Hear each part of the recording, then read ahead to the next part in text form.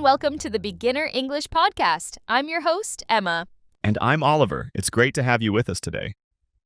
Emma, what are we talking about? Today, we're covering a really important topic, something everyone needs to do. We're going to learn how to talk about yourself in English. Ah, yes, the classic question. So, tell me about yourself. It can be, a little scary sometimes. Your mind just goes blank. Exactly. But the good news is, it's actually one of the easiest topics because, well, you already know all the information. It's your life, you just need the right English words. So today we'll give you simple phrases and practical tips. Sounds great. So, first things first, why is it so important to be able to talk about yourself? I mean, besides the obvious. Well, you need it in so many situations. For job interviews, of course, but also for school or university introductions. Meeting new people, language exams, online meetings, and even when you're traveling, it's kind of everywhere. That's a good point. And it's often the very first thing someone asks. An interesting thing from our guide is that in many cultures, people aren't used to talking proudly about themselves. It can feel like bragging. And it's different for each one, right? Introducing yourself at a job interview is very different from meeting someone new at a coffee shop. That's right. But in many English-speaking countries, it's normal to describe your experience and strengths clearly. It's not bragging, it's just communication. Okay, so let's get into it. What's the first step? Where do we begin? Step 1 is to start with the basics. Super simple information. Don't try to sound complicated. Remember, clear English is good English. Right. So you can use phrases like, my name is, I'm from, I live in, I'm, 25 years old. I work or I study. Just the basic facts. Exactly. For example, hi, my name is Anna. I'm from Poland, but I live in Germany now. I'm 28 years old, and I work as a graphic designer. See? Simple, clear, effective. Okay, that makes sense. So after the basics, what's next? Usually people ask what you do, right? Yep. Step 2 is talking about your work or studies.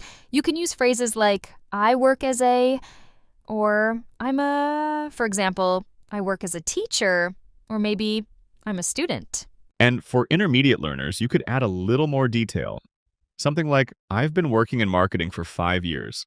I specialize in social media. And what if you don't have a job right now? No problem.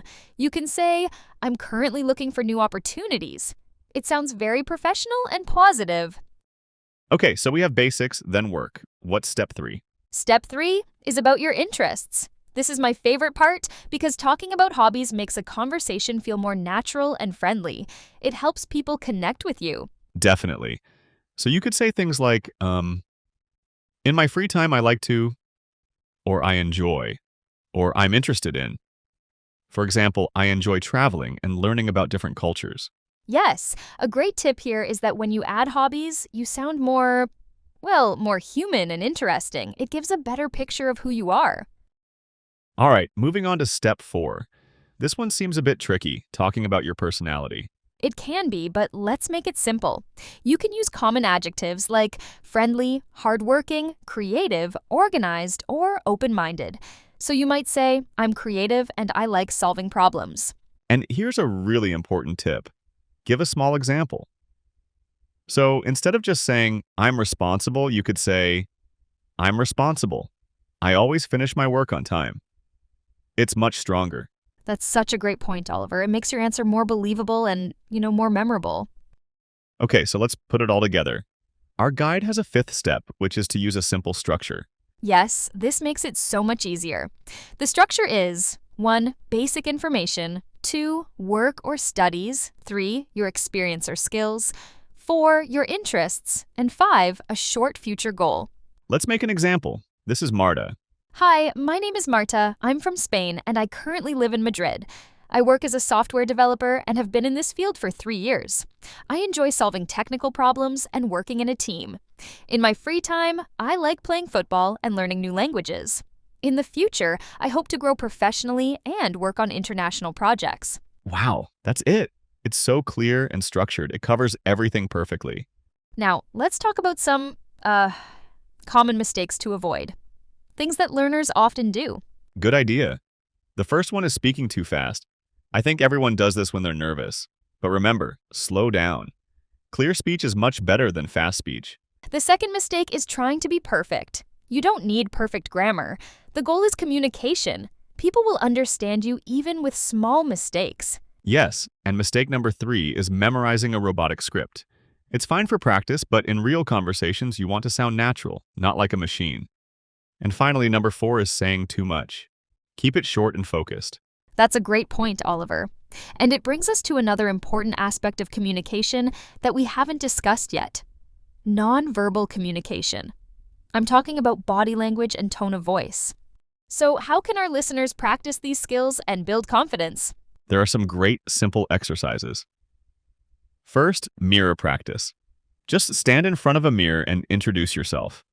It feels strange at first, but it works. Another one is to record yourself with your phone. Listen to it and think about how you can improve. And I love this one, the 1-minute challenge.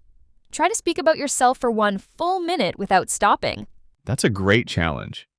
And what about feeling nervous? It's, a really big problem for a lot of people. It's so important to remember that feeling nervous is normal. Even native speakers feel nervous. So just try to take a deep breath, smile, and speak slowly. And remember, people want you to succeed. They aren't waiting for you to fail. That's the secret, isn't it? Confidence is more important than perfect grammar. If you speak calmly and smile, people focus less on the small mistakes. You can also say, "Sorry, I'm a little nervous." People will appreciate your honesty and will likely support you. Exactly. It shows that you're learning and have a lot of courage. And courage doesn't mean you're not scared. It means you face your fear and keep going. Okay, that was a lot of great information. Let's do a quick summary of the main tips. Absolutely. So first, start simple with the basics. Your name, where you're from, all that. Then talk about your work or studies. After that, make it more personal by talking about your interests and hobbies. And remember to use a simple structure to keep your thoughts organized. Avoid common mistakes like speaking too fast or trying to be perfect. And most importantly, practice, practice, practice. Use the mirror, record yourself, and be confident. The more you talk about yourself, the easier it becomes. One day, someone will ask, "Tell me about yourself," and you'll smile and think, "This is easy. I know exactly what to say." Thank you so much for listening to the Beginner English Podcast. We hope these tips help you speak with more confidence. Share in the comments what topics you'd like us to cover. We want the podcast to be helpful for you, and your feedback means a lot. Until next time, happy learning. Goodbye.